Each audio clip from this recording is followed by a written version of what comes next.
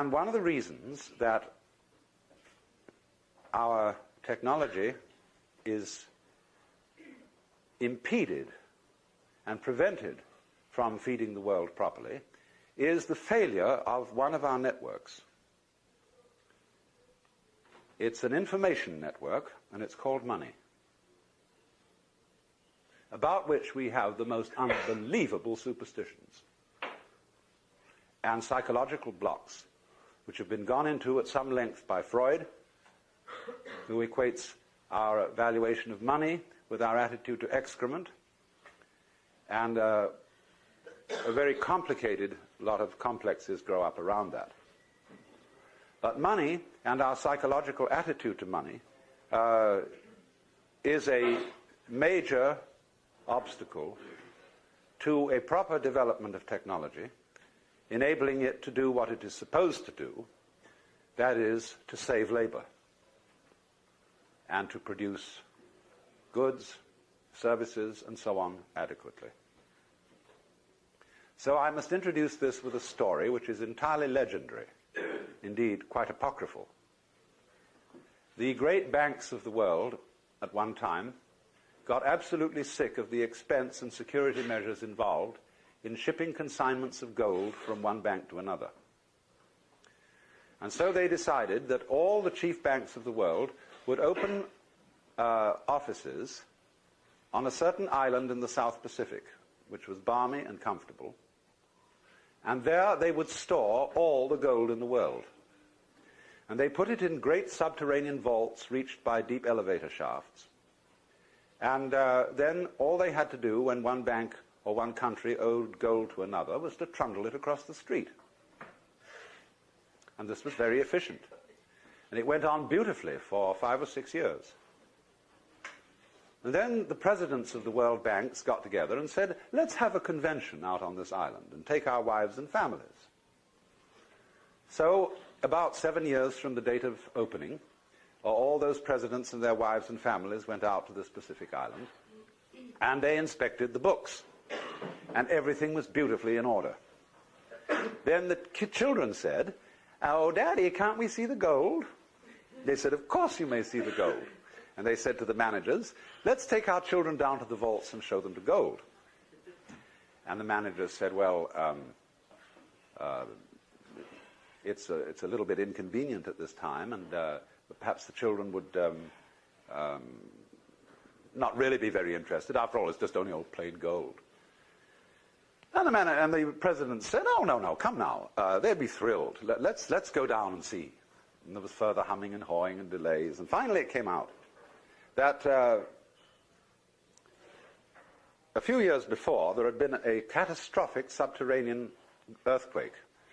And all the vaults had been swallowed up and all the gold had disappeared. But so far as the bookkeeping was concerned, everything was in perfect order.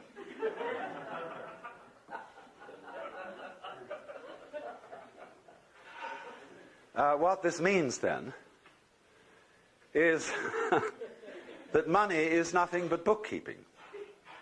It is figures. It is a way of measuring what you owe the community and what the community owes you. It is, of course, as you all know, a substitute for barter. If you worked on a farm and the farmer paid you in terms of ears of corn, onions, cabbages, and other vegetables, and yet you wanted a pot and pan of some kind, and you took a few vegetables over to the man who so made pots and pans, and you swapped. Some people used cowrie shells to stand for money so that you wouldn't have to barter and carry around all these inconvenient loads of goods. And then, of course, gold was used, because gold was rare, and because gold was supposed to have a constant value. You might ponder the question, when a banker buys gold, with what does he pay for it? The answer is a mystery called credit. Credit is bookkeeping. And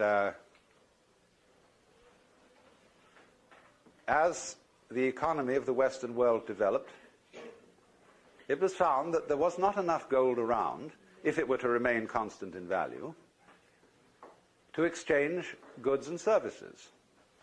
You could, of course, have changed the picture by putting down the price of goods and services to keep pace with the amount of gold in circulation.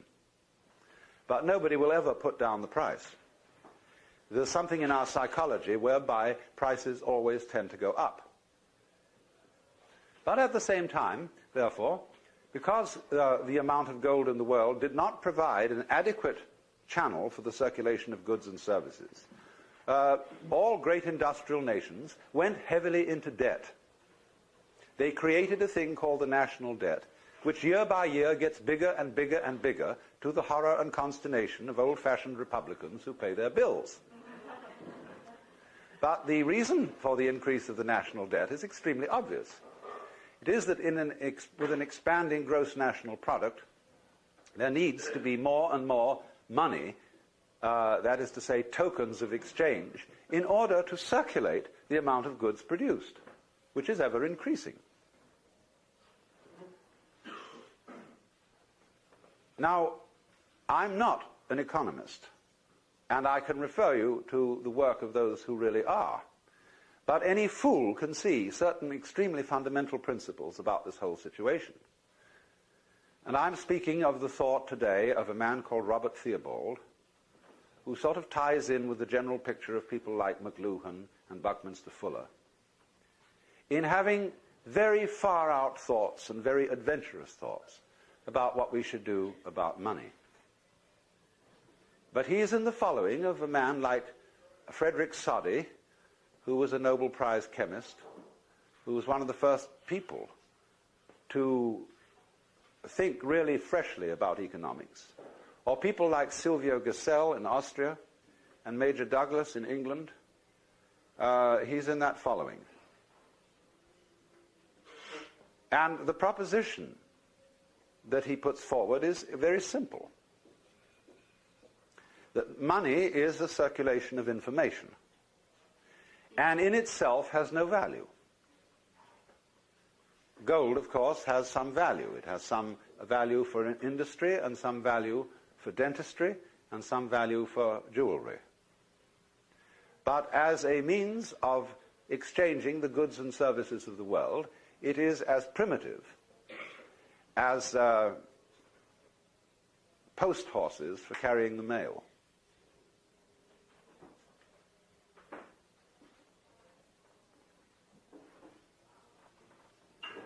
We must recognize, then, that money is a pure abstraction. I was on a television show a little while ago with Ted Sorensen and Raymond Moley. And they were having a long, long discussion, which sounded like something that goes on in a smoke-filled back room of party bosses, where they were talking about the prospects for the Republican Democratic parties in 1968. And then they got onto the question of automation and the problems of unemployment that it was making and the difficulties of transferring workers from this to that when they were only trained for this.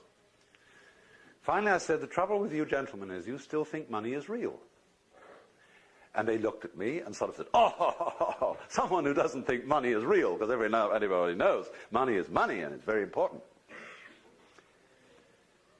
But it just isn't real at all, because it has the same relationship to real wealth, that is to say to actual goods and services, that words have to meaning, that words have to the physical world. And as words are not the physical world, money is not wealth. It only is an accounting of available energy, economic energy. Now, what happens then when you introduce technology into production? You produce enormous quantities of goods by technological methods. But at the same time, you put people out of work. You can say, oh, but it always creates more jobs. There will always be more jobs, yes. But they will be, lots of them will be futile jobs. They will be jobs making every kind of frippery and unnecessary contraption. And one will also at the same time have to beguile the public into feeling that they need and want these completely unnecessary things that aren't even beautiful. And therefore an enormous amount of nonsense employment and busy work, bureaucratic and otherwise, it has to be created in order to keep people working. Because we believe, as good Protestants, that the devil finds work for idle hands to do. But the basic principle of the whole thing has been completely overlooked. That the purpose of the machine is to make drudgery unnecessary. And if we don't allow it to achieve its purpose, we live in a constant state of self-frustration. So then, if a given manufacturer automates his plant and dismisses his labor force, and they have to operate on a very much diminished income, say some sort of dole, the manufacturer suddenly finds that the public does not have the wherewithal to buy his products. And therefore he has invested in this expensive automative machinery to no purpose. And therefore, obviously, the public has to be provided with the means of purchasing what the machines produce. But people say, that's not fair. Where's the money going to come from? Who's going to pay for it? The answer is the machine. The machine pays for it. Because the machine works for the manufacturer and for the community. This is not saying, you see, that this is not the statist communist idea that you expropriate the manufacturer and say you can't own and run this factory anymore, it is owned by the government.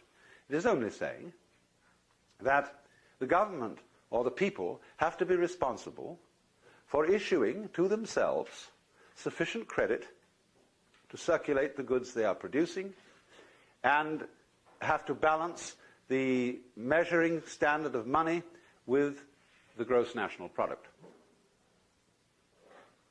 That means that taxation is obsolete, completely obsolete. It ought to go the other way. Theobald points out that every individual should be assured of a minimum income. Now you see, that absolutely horrifies most people. Say all these wastrels, these people who are out of a job because they're really lazy, see, given them money? Yeah. Because otherwise the machines can't work. They come to a blockage. This was the situation of the Great Depression, when here we were still, in a material sense, a very rich country, with plenty of fields and farms and mines and factories, everything going. But suddenly, because of a psychological hang-up, because of a mysterious mumbo-jumbo about the economy, about the banking, we were all miserable and poor, starving in the midst of plenty, just because of a psychological hang-up. And that hang-up is that money is real, and that people ought to suffer in order to get it.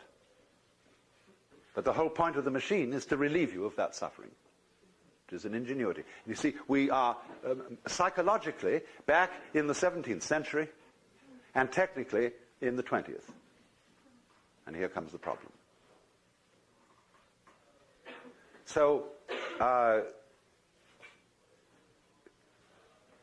what we have to find out how to do is to change the psychological attitude to money and to wealth, and furthermore to pleasure, and furthermore to the nature of work.